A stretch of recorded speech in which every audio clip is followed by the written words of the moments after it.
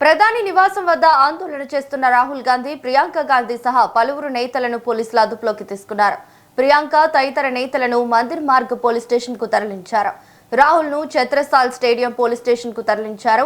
Neat paper leak వ్యవహారం, విద్యార్థులపై lathi charge అంశాలతో దేశ రాజధాని ఢిల్లీలో రాజకీయ ఉద్రిక్తతలు తీవ్ర స్థాయికి చేరాయి. ఆందోళన చేస్తూ పోలీసుల నిర్బంధంలో ఉన్న కాంగ్రెస్ ఎంపీలను కలిసేందుకు ఆ party parliamentary party chairperson Sonia Gandhi police station కు వెళ్లారు. అయితే భద్రతా కారణాల రీత్యా ఆమెను లోపలికి వెళ్లనీయకుండా పోలీసులు అడ్డుకున్నారు. ఈ ఘటనతో పోలీస్ స్టేషన్ వెలుపల కాంగ్రెస్ కార్యకర్తలు పెద్ద ఎత్తున గుమికూడి ప్రభుత్వానికి వ్యతిరేకంగా నినాదాలు చేశారు. దీంతో అక్కడ ఉద్రిక్తత వాతావరణం నెలకొంది.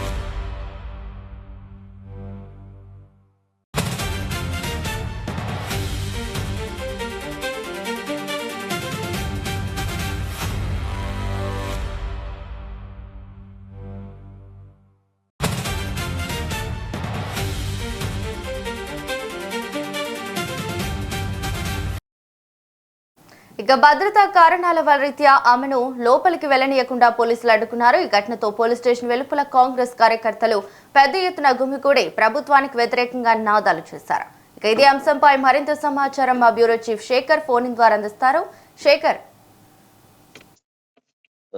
నిన్న కాంగ్రెస్ పార్టీ జాతీయ కాంగ్రెస్ పార్టీ పార్లమెంటు సమావేశాల నేపథ్యంలో ఢిల్లీలో ప్రధాని నివాసం వద్ద మెరుపు ధర్నాకు దిగిన విషయం విదితమే. దీనిపై అటు దేశవ్యాప్తంగా ఇటు ప్రతి రాష్ట్రంలో ప్రతి దగ్గర రాజకీయంగా చర్చనీయాంశంగా మారింది. ఉద్రిక్తత పరిస్థితులు చోటు చేసుకున్నాయి. నిన్న ఢిల్లీలో ఏదైతే నిన్న ఈవినింగ్ టైంలో నిన్న ప్రధాని నివాసం దగ్గర అంటే అంతకు ముందు 2 రోజుల క్రితం సిజేపీ వరుసగా ధర్నాకు దిగడం, కాక్రోచ్ జనతా పార్టీ ప్లస్ రైతులు కలిసి నీట్ పేపర్ లీక్ అంశం పైన ధర్నాకు కూర్చోవడంతో ఆ ధర్నా కాస్త రసాభాసగా మారి ఉద్రిక్తతకు చాటు చేసుకుని లాఠీ చార్జ్ కూడా జరిగిన నేపథ్యంలో పెద్ద ఎత్తున అక్కడ విద్యార్థులు యువతకు పెద్ద ఎత్తున గాయాలైన పరిస్థితి. పోలీసుల లాఠీ చార్జ్ లో వాళ్ళ లాఠీ చార్జ్ తో తీవ్ర కలతకు చెందిన రాహుల్ గాంధీ, కాంగ్రెస్ పార్టీ అగ్రనేత రాహుల్ గాంధీ, పార్లమెంటరీ ప్రతిపక్ష నేత ప్రియాంక గాంధీ, అలానే రాహుల్ గాంధీ, కేసీ వేణుగోపాల్, మల్లికార్జున ఖర్గే లాంటి సీనియర్ నాయకులు, కాంగ్రెస్ పార్టీ సీనియర్ నేతలందరూ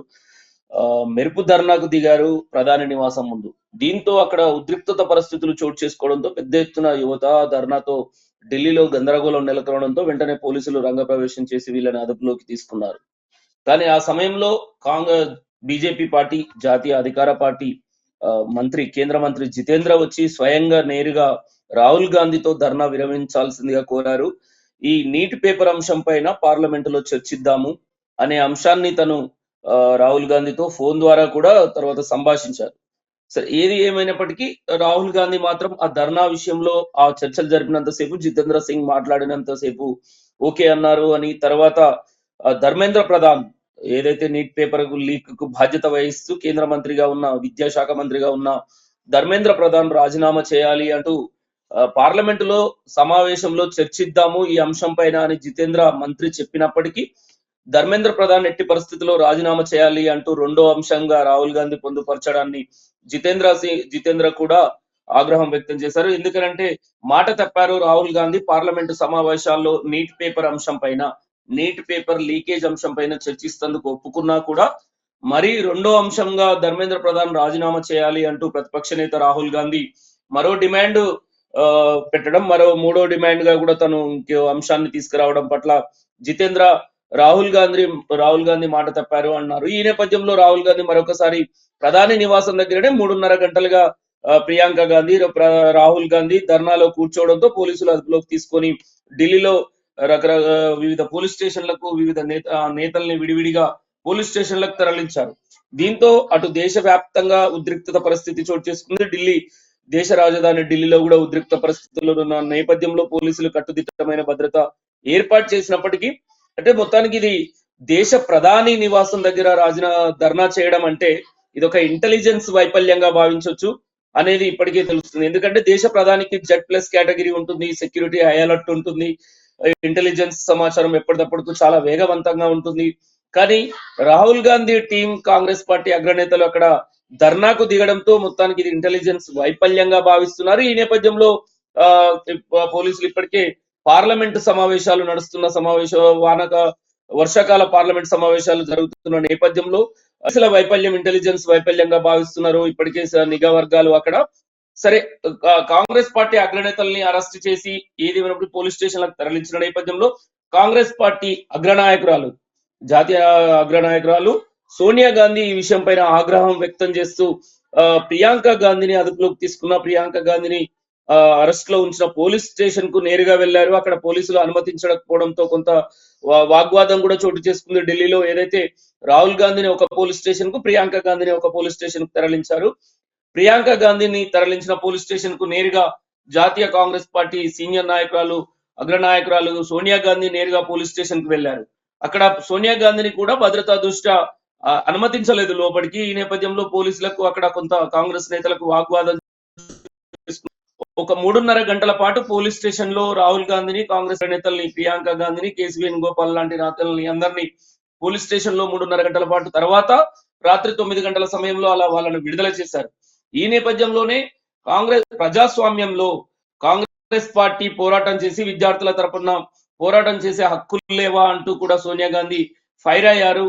అటు రాష్ట్రాలు, దేశంలో ప్రతి రాష్ట్రంలో ఇప్పటికే మమతా బెనర్జీ లాంటి నేతలు, కూటమి నేత మమతా బెనర్జీ కూడా నేను ఢిల్లీకి చేరుకుంటాను, ఈ ధర్నాలో పాల్గొంటాను అంటూ కాక్రోచ్ జనతా పార్టీకి, ఇటు కాంగ్రెస్ పార్టీ కూడా ధర్నాలకు దిగడంతో దేశవ్యాప్తంగా దేశ నాయకులు కూడా, అఖిలేష్ యాదవ్ లాంటి ఉత్తరప్రదేశ్ మాజీ సీఎం అఖిలేష్ యాదవ్ కూడా రాహుల్ గాంధీతో పాటు అరెస్ట్ అయ్యారు.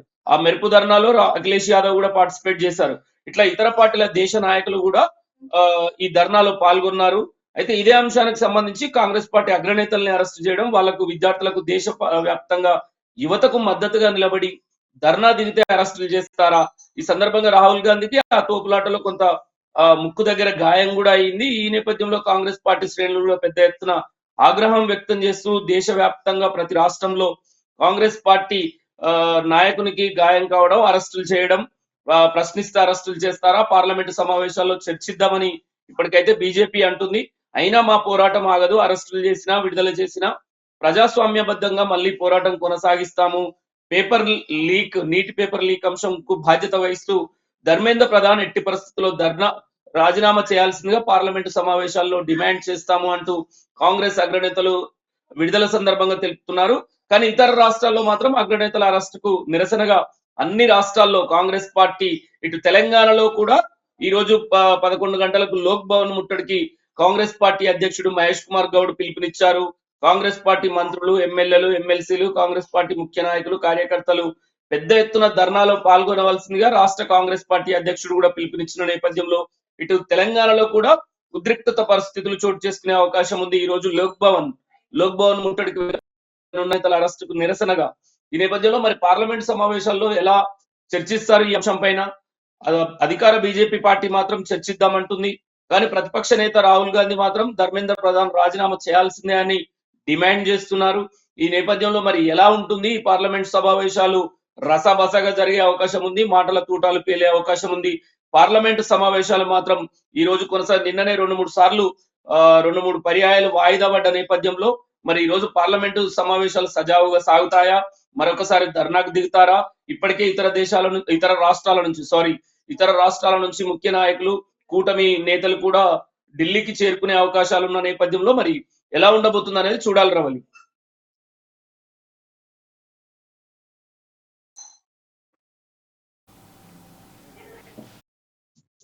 Thank you Shekhar.